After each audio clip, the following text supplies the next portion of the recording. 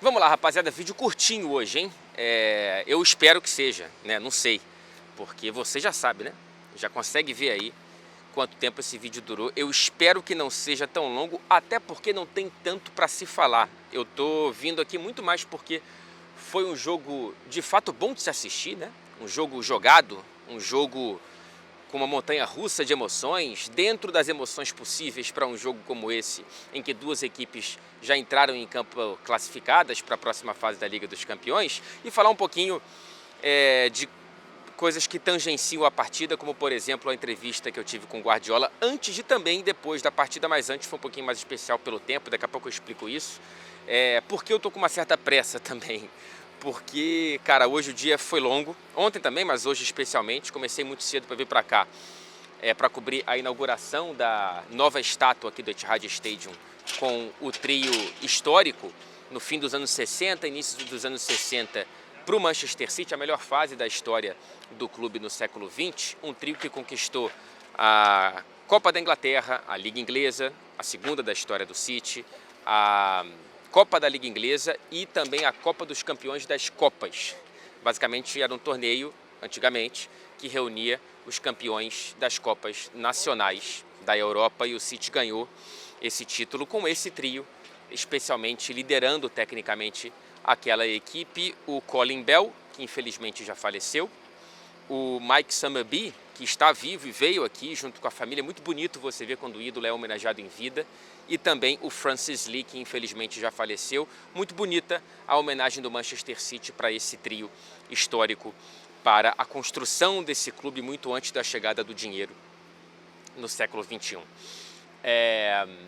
Falando um pouco dessa partida, qual que era o cenário, né? Quais que eram as emoções possíveis? Eram muito pequenas, e por isso que eu as celebro, porque elas vieram ou se aproximaram de chegar pelo menos por um período razoável da partida. O Manchester City entrou em campo com 3 pontos a mais do que o Leipzig nessa fase de grupos, os dois, como eu disse, já classificados, e brigando pela liderança do grupo, que a gente sabe que, em teoria, é importante, porque, em teoria, te garante escapar de alguns tubarões, né, da Liga dos Campeões, do futebol europeu e tudo mais, no sorteio para o mata-mata. O Manchester City precisava do empate para garantir a liderança, sem precisar olhar para a última partida, para a última rodada. O que parecia algo muito óbvio de vir, né?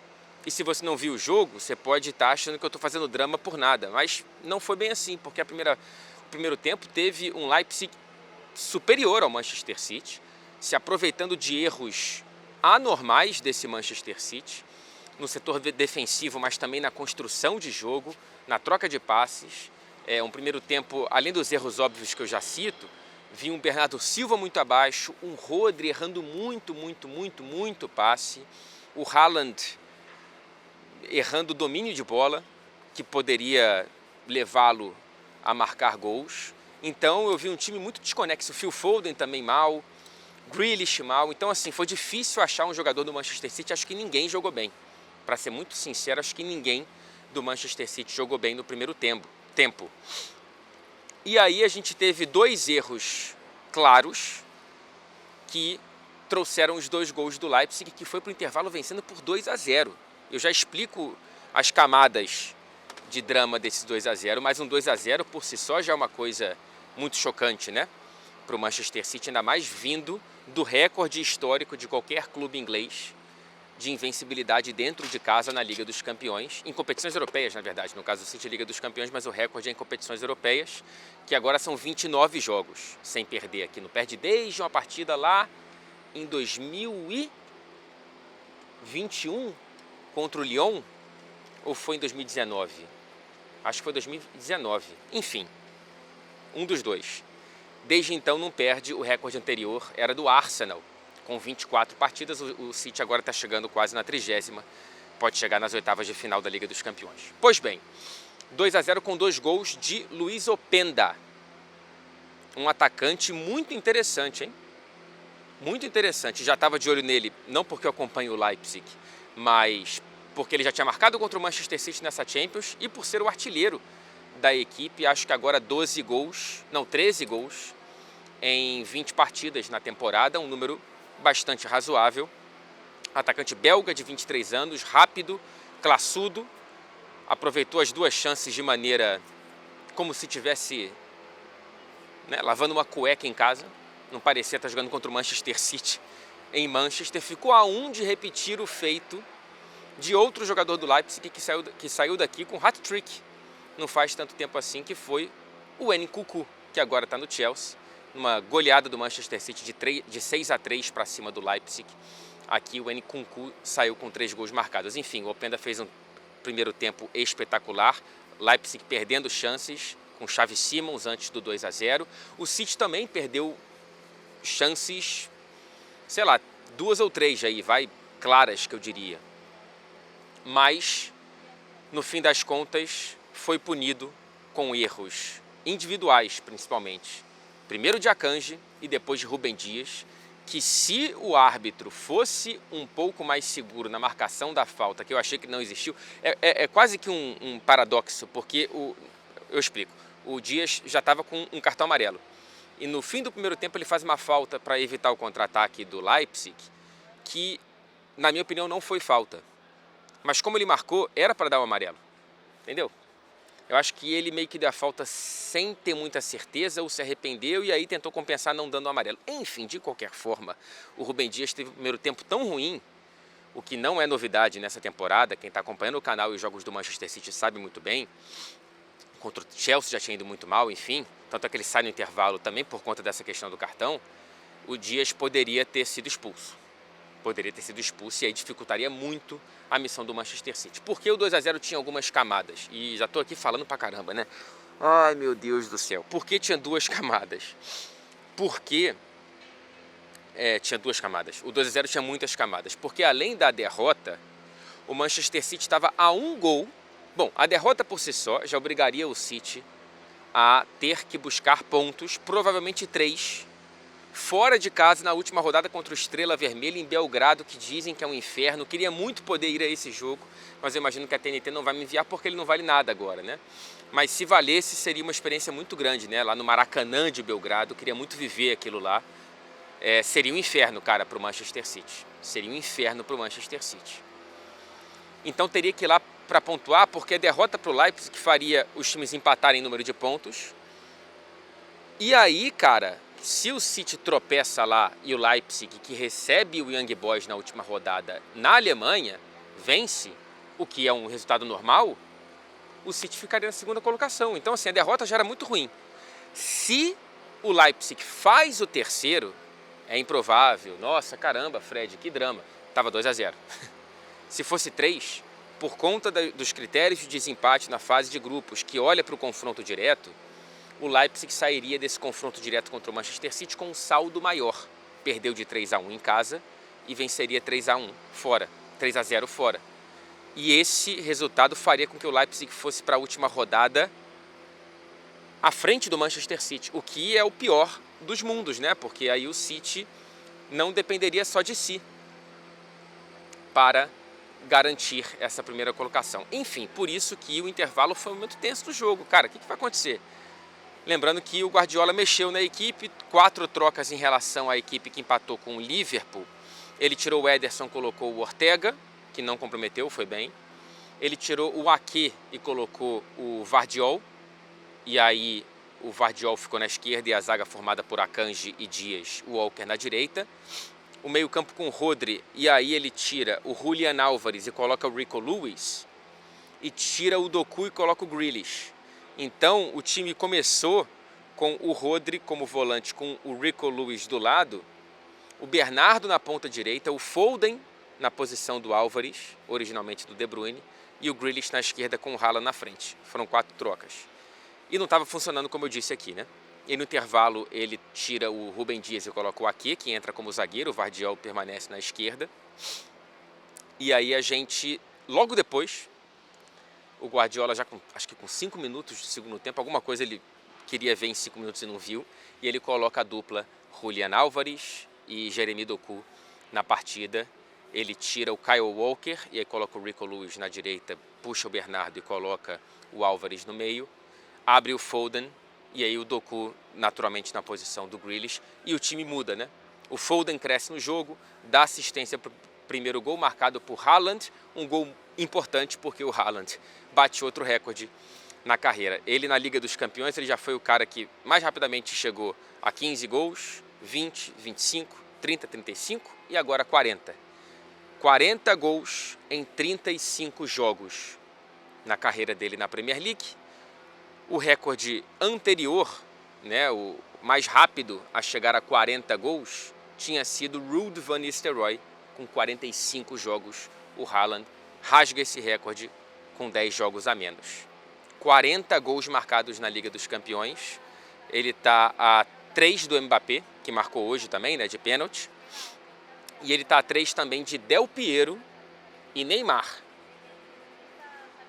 Daqui a pouco o Haaland bate isso. Não vai jogar em Belgrado, né? Então vai ter que esperar pelo menos até as oitavas de final da Liga dos Campeões, contra quem a gente vai descobrir daqui a pouco no dia 18, sorteio com transmissão da TNT, inclusive. Enfim, e aí o jogo foi os nós foram se desatando. O Foden faz o segundo gol com muita classe e ele participa da jogada do terceiro, marcado pelo Julián Álvares, que entrou muito bem. Depois da partida entrevistamos o Julián, essa entrevista imagino que já esteja nas redes sociais da TNT Esportes. Entrevistamos o Guardiola mais uma vez, uma entrevista mais factual ali do que aconteceu no jogo, diferente da que eu tive em parte, né?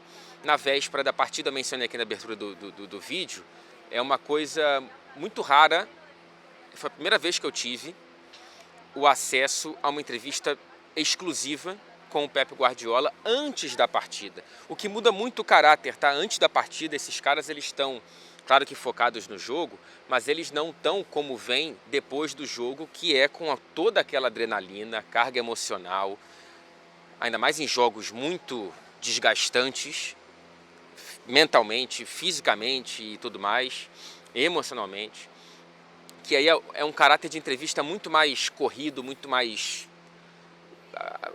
O entrevistado geralmente ele está muito ainda transpirando o jogo, que às vezes é muito bom porque você pode trazer um elemento do jogo muito importante, às vezes é ruim quando o jogo não traz tantos elementos e você quer tentar trazer algo mais de fora e o cara não está muito conectado com o mundo exterior.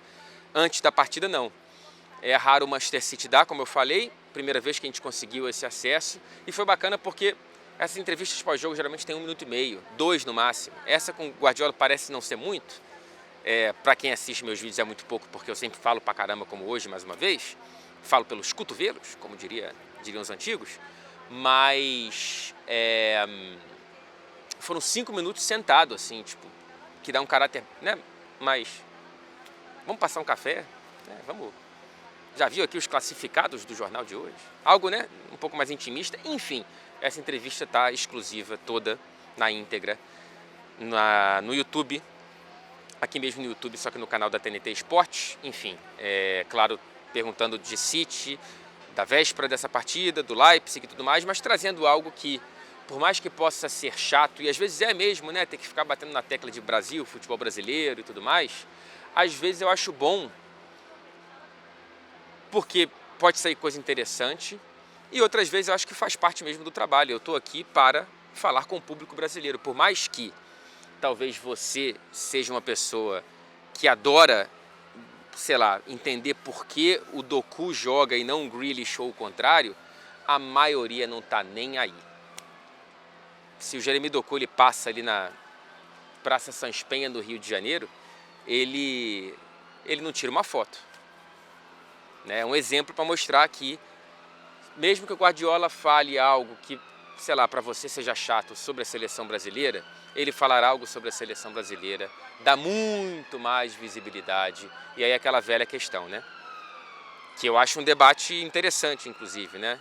A gente se rende aos números ou a gente busca fazer números de uma maneira um pouco mais difícil? A decisão não é minha, mas eu entendo que não seja uma decisão tão fácil assim. E no fim das contas eu acho que é bom tentar puxar alguma coisa do Guardiola sobre o futebol que está mais próximo da gente, do nosso coração, do nosso dia a dia e tudo mais, para além do que ele já falou por meia hora na entrevista coletiva anteriormente. Não tem por que eu ficar insistindo nas mesmas coisas, eu não tenho essa obrigação e acho que deu para fazer uma mescla interessante entre City e Brasil nessa entrevista com o Pepe, que eu gostei bastante. No fim teve um bastidor que não posso dividir, não vou contar.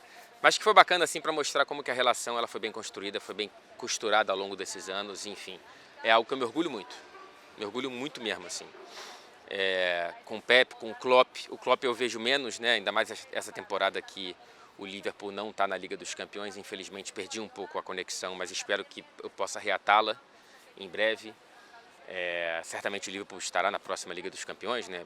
Imaginamos isso, seria muito bonito poder voltar a ter essas entrevistas e tudo mais, e fora com os jogadores, né? Mas é isso, gente.